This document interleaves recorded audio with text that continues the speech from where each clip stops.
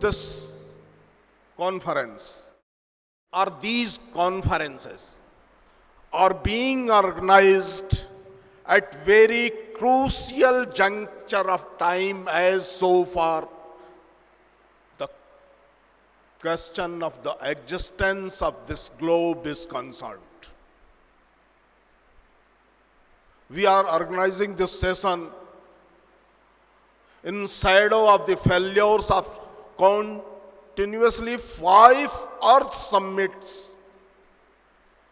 We are organizing this conference when UNO is in the quest to restore the ecosystem. Distortion happened, distortion taken place, and that all taken place willingly, deliberately, and very wisely also. The human intellect, human reason is by its very nature against the humanity. The history proved this. So that the threat which are foreseen by some scholars, philosophers, CEOs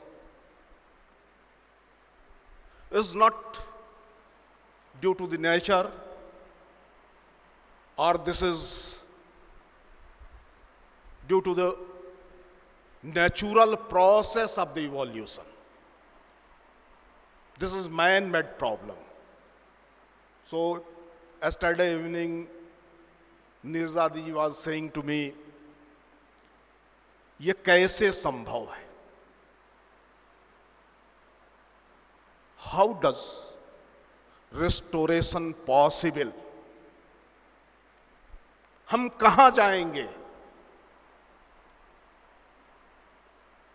हम आगे के लिए कोई रास्ता तो देख सकते हैं, कोई सपना बना सकते हैं, कोई आइडिया बना सकते हैं, पीछे कहां जाएंगे?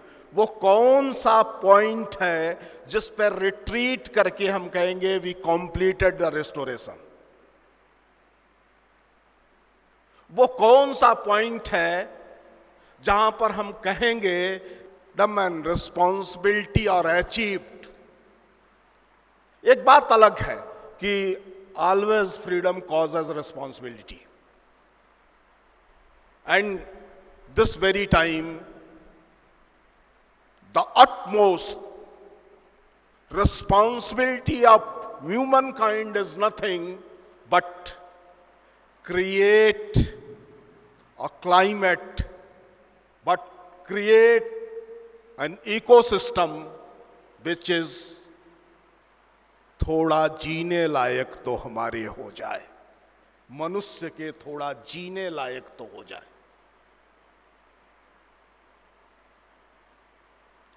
यह अधिवेशन जब हो रहा था तो हम यह मान रहे थे कोरोना वापस चला गया है।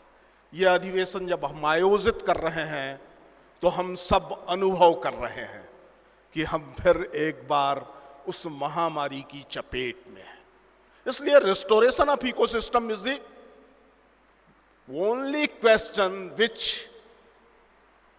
Each and every discipline of knowledge have to resolve, have to achieve, or have to initiate. इसलिए दुनिया तो देख रही है भारत की, और कोरोना के समय भी देख रही थी, उस जीवन दर्शन की ओर देखने की कोशिश कर रही थी, उस विश्व दृष्टि की ओर देखने की कोशिश कर रही थी जिस विश्व दृष्टि के आधार पर इसके उत्तर पाए जा सकते हैं। लेकिन यह प्रश्न है कि क्या विश्व दृष्टि को प्राप्त करने के लिए प्रोफेसर भट्ट ने यह लगातार लंबे समय से प्रश्न उठाए हैं, और उनके साथ काम करते हुए, उनके साथ बातचीत करते हुए मुझे इसकी दृष्टि जो मिली है, मैं उस पर चर्चा करना चाहता हूं। Is restoration possible? Then what is the meaning of the restoration? UNO ने decades for restoration of ecosystem की बात की है।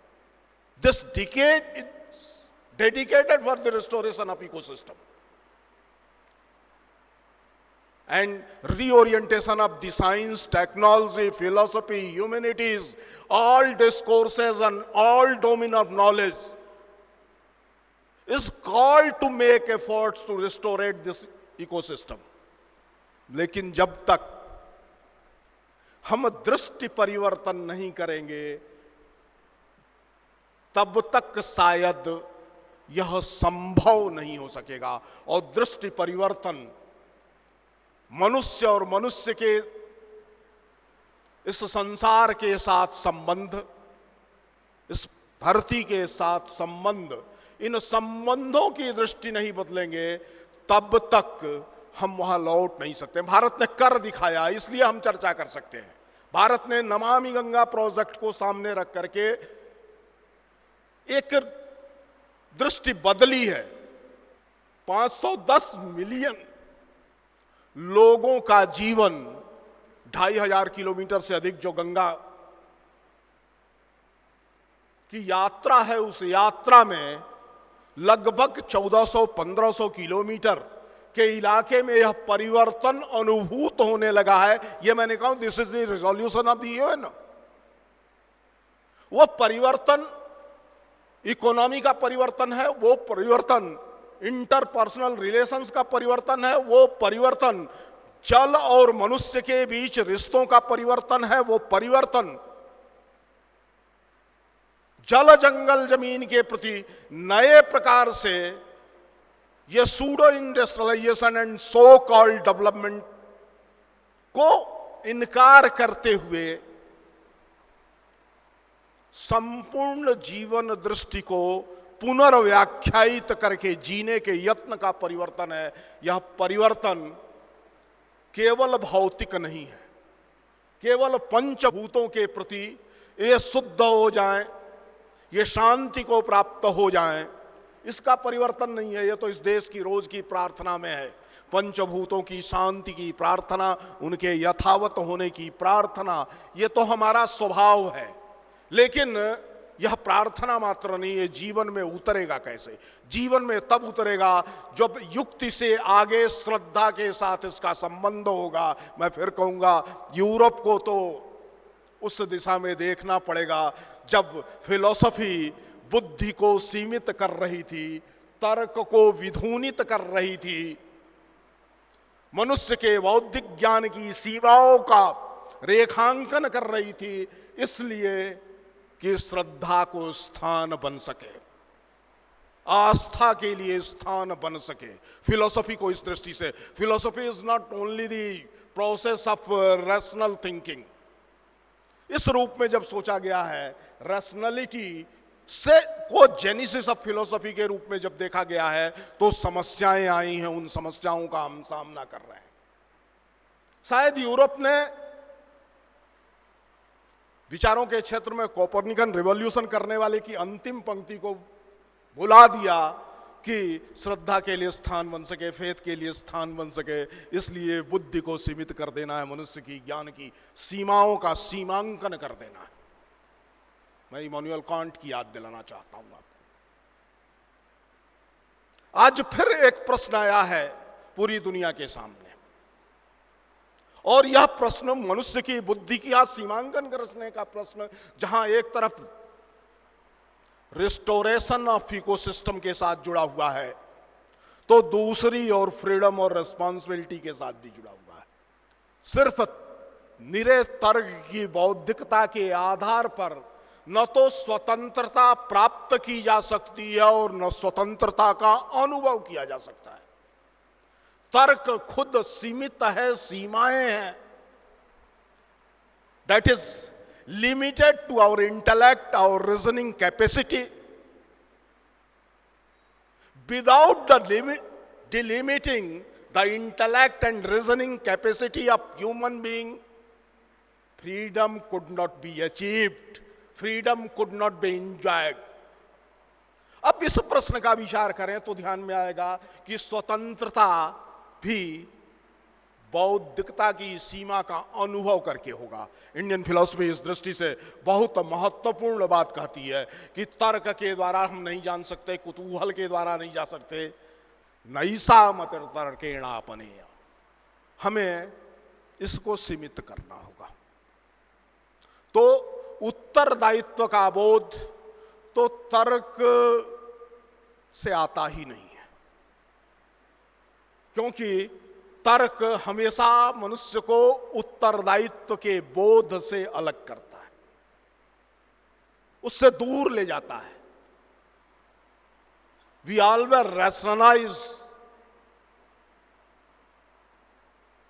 Our failures in fulfilling our responsibilities. ये व्यक्ति के स्तर पर भी होता है और राष्ट्रों के स्तर पर भी होता है, ये समाज के स्तर पर भी होता है और अंतर्वैयक्तिक संबंधों के स्तर पर भी होता है।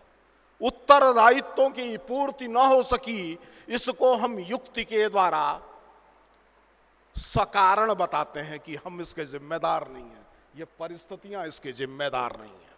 द्वितीय विश्व युद्ध के समय भी ऐसा हुआ था, हिरोशिमा पर बम्बार्डमेंट के बाद भी ऐसा हुआ था, यूक्रेन रसा युद्ध के बीच भी ऐसा ही हो रहा है। युक्तियां गढ़ी जा रही हैं, तर्क गढ़े जा रहे हैं। दुनिया में आतंकवाद से लड़ते हुए भी ऐसा हो रहा है। ओजोन लेयर में जब छेद हो रहा है और अर्थ समिट असफल हो रहा है, तब भी युक्तियां और तर्क गढ़े जा रहे हैं। जो जिम्मेदार हैं वो जिम्मेदारी नहीं लेना चाहते हैं, इसलिए तर्क के आधार पर में हमारी जिम्मेदारी नहीं है, हम इसके उत्तरदायी नहीं है, इसको प्रमाणित कर रहे हैं। तो स्वाभाविक है कि हमें इस पर दार्शनिक दृष्टि से विचार करना ही पड़ेगा। लेकिन अब फिर दूसरा प्रश्न आता है, the methodology of philosophization which we adopted, in which we are all trained, is it capable to curb this problem? Certainly not. तो क्या होगा? इसलिए ये अधिवेशन इस दृष्टि से भी ऐतिहासिक है, और इसके लिए आदरणीय भट्ट जी ने मुझे अनुमति दी कि हम इस अधिवेशन में एक नया प्रयोग करेंगे। वह प्रयोग करेंगे भारत में चिंतन की परंपरा कैसे चलती रही है। एक व्यक्ति की युक्तियों के आधार पर हम चिंतन की परंपरा नहीं करते रहे। एक व्यक्ति के द्वारा लिखे गए विषयों को, विद्वाओं को, सिद्धांतों को दूसरा बाहर से खड़ा होकर के, दूर से खड़ा होकर के उसकी समीक्षा करेगा, उसका क्रिटिसिज्म करेगा, रेपुटेशन करेगा और नए सिद्धांतों की स्थापना करेगा। यह भी हमारा स्वभाव नहीं रहा है। न तो हम प्लेटोनिक वे ऑफ फिलोसोफाइजेशन मानते रहे हैं, न तो हम एरिस्टोटलियन वे ऑफ फिलोसोफाइजेशन मानते रहे हैं। इसके बजाय हमने इसके लिए जो पद्धति निर्मित की थी उसको हमने शास्त्रार्थ कहा था। Something is written in shastras, something is written in the classical literature, that is best result of human rational exercise. लेकिन वो अंतिम नहीं है, उसकी मीनिंग को बार बार जानना पड़ेगा। शब्द हमेशा उसी रूप में अर्थ नहीं देते हैं। शब्द उत्पन्न होने के बाद याक्ता करते हैं, बूढ़े होते हैं और कभी कभी मर जाते हैं, कभी कभी रास्ते से खिसक जाते हैं और वो अर्थ दूसरा देने लगते हैं। इसके लिए बार बार एक पद्धति की जरूरत पड़ती है कि हम चिंतन कैसे करें, हम आगे नया कैसे सोचें, लेकिन वह समूह वृत्ति से होगा। मैं यहां शंकर की पंक्तियों को उद्धृत करते हुए अपनी बात को पूरा करूंगा और आपका सबको कॉल करूंगा कि ये 4 दिन हमारे चर्चा के कैसे होने वाले हैं। धर्म सूक्ष्म निर्णय परिषद व्यापारिष्यते, 1 वरा, 2 वरा, 5 वरा, 10 वरावा। Whenever question to understand the dharma occurs, तो चर्चा करनी पड़ेगी। परिषद व्यापार इष्यते, then desire to discuss, desire to learn and desire to counsel, this is the only way। अब वह एक व्यक्ति की हो सकती है, 2 व्यक्ति की हो सकती है, 3 भी कर सकते हैं, 5 भी कर सकते हैं, 10 भी कर सकते हो। भारत में एक इतिहास है कि 12,000 लोग नैमिषारण्य में वर्षानुवर्ष बैठ करके यह परिषद व्यापार करते रहे, ये चर्चा करते रहे, काउंसिल करते रहे। बौद्ध संगतियों का इतिहास इसी दृष्टि से भारत में प्राप्त होता है। एक कालखंड के बाद उन्हीं त्रिपिटकों पर चर्चा करते, उनके शुद्ध अर्थ के निर्धारण के लिए सभी अरहतगण इकट्ठा होते थे और संगीति करते थे। जो कहा गया है, जो लिखा गया है, जो याद है, उसका संगायन करते थे और उसके मूल अर्थ को फिर से निर्धारित करने की कोशिश करते थे। मुझे लगता है कि यह 95वां अधिवेशन और इसके बाद जब हम शताब्दी वर्ष मना रहे होंगे इस भारतीय दर्शन महासभा का, इंडियन फिलोसफी कांग्रेस का, तब से ये 5 वर्ष कम से कम हमारे लिए भी इस प्रकार के जो दुनिया के लिए महत्व रखने वाले हैं, जो हमारे अस्तित्व के लिए महत्व रखने वाले हैं, ऐसे प्रश्नों पर परिषद व्यापार के होंगे और ऐसे प्रश्नों पर शास्त्रार्थ के होंगे। और इसकी शुरुआत के लिए जब मैंने अनुरोध किया प्रोफेसर भट्ट से, तो उन्होंने प्रसन्नतापूर्वक कहा कि यह तो अच्छा होगा, इस अधिवेशन से एक नई परंपरा का प्रारंभ हो रहा है कि हम इस अधिवेशन दर्शन महासभा के वार्षिक अधिवेशनों में शास्त्रार्थ को इस दृष्टि से जरूर देखेंगे और हिस्सेदारी लेंगे, समझने की कोशिश करेंगे कि the Indian method of philosophization, the real method of the philosophization, the genuine method of the philosophization and the human facing method of the philosophization, ये क्या हो सकता है, इसकी दृष्टि से वह भी आयोजित है। इस अवसर पर एक परंपरा प्रोफेसर भट्ट ने स्थापित की थी कि हम केवल भारतीय दर्शन की बात करते हैं तो थोड़ा सीमित होते हैं। भारतीय दर्शन और एशिया में बैठे हुए, जिसकी चर्चा प्रोफेसर उपाध्याय ने की, एशिया में का जो दर्शन है इसके बीच कोई अंतर नहीं है, व्यावर्तक रेखा नहीं है। वो भाषिक अंतर हो सकता है, वो कालखंड के साथ पद्धतिगत अंतर हो सकता है, वो उस धरती पर उस संस्कृति के साथ चिंतन के सातत्य का अंतर हो सकता है। इन सभी अंतरों को समझते हुए एक श्रेष्ठ दार्शनिक वातावरण इस देश में कैसे बनाया जा सके, दार्शनिक चिंतन का वातावरण इस देश में कैसे बना जा सके। और वास्तव में 10 वर्ष पहले आईसीपीआर में रहते हुए प्रोफेसर भट्ट ने एक अभियान प्रारंभ किया था, मैंने भी उसमें कुछ योगदान दिया था और यहाँ बैठे हुए बहुत सारे लोग उसमें योगदान देने वाले, नेतृत्व करने वाले लोगों में थे। जब डिकॉलोनाइजेशन ऑफ माइंड सेट की बात हो रही थी तो हमने कहा decolonization of mind set is possible only through rejuvenation of Indian philosophy. The restoration of ecosystem is nothing but restoration of ecosystem is rejuvenation of the ecosystem. We cannot go beyond. एक कायाकल्प इस पूरे ecosystem का करना पड़ेगा, एक कैशोर्य देना पड़ेगा इस इकोसिस्टम को, जुनेट करना पड़ेगा, जुनेशन करना पड़ेगा, उस स्थिति को ले आना पड़ेगा। रिजुवेनेशन किसी नए की तलाश नहीं है, जो नित्य है, निरंतर है, सनातन है, शाश्वत है, प्राकृतिक है और हृदय ग्राह्य भी है। उस स्थिति को प्राप्त करने का यत्न है भारत के और एशिया के दार्शनिकों से, दर्शन के अध्येताओं से, दर्शन के विद्यार्थियों से, अनुसंधाताओं से आज जरूर यह अपेक्षा बन पड़ी है कि वह विश्व के समक्ष, इस धरती के समक्ष, और इस धरती की बात करें तो संपूर्ण सृष्टि के समक्ष, वो सौर परिवार होगा हमारा या उस सौर परिवार से बाहर की दुनिया होगी, संपूर्ण गैलेक्सी के समक्ष जो प्रश्न है, तो वो प्रश्न उत्तर में तब आएंगे जब हम जगाएंगे। भारत में दर्शन के विद्यार्थियों ने, दर्शन के अध्येताओं ने अपने लिए एक नारा गढ़ा था उस नारे की याद दिलाते हुए, उस वैदिक स्लोगन की याद दिलाते हुए, उस वैदिक मंत्र की याद दिलाते हुए मैं अपनी बात को पूरा कर रहा हूं। वयम राष्ट्रे जागृयाम पुरोहिता। इस राष्ट्र के अग्रगामी हित के लिए और राष्ट्र के व्याज से संपूर्ण विश्व के हित के लिए हम जागृत होने वाले और जागृत करने वाले लोग हैं। इस दृष्टि के साथ हमको इस अधिवेशन में और आने वाले अधिवेशनों में चर्चा करनी होगी। और अंत में कहूँगा कि वर्धा में सुविधाएं नहीं जुट सकी हैं, उन कठिनाइयों के बीच आपको चर्चा करनी होगी। जो प्रश्न हैं, जो संकट हैं, वो बड़े हैं, उसकी तुलना में यहाँ जो कठिनाइयाँ हैं वो छोटी हैं। तो जो बड़ा है उसको पहले आप हल करेंगे, जो छोटा है उसको सह लेंगे, सहिष्णुता के भाव से, तितिक्षा के भाव से। इस निवेदन के साथ आप सबको नमस्कार।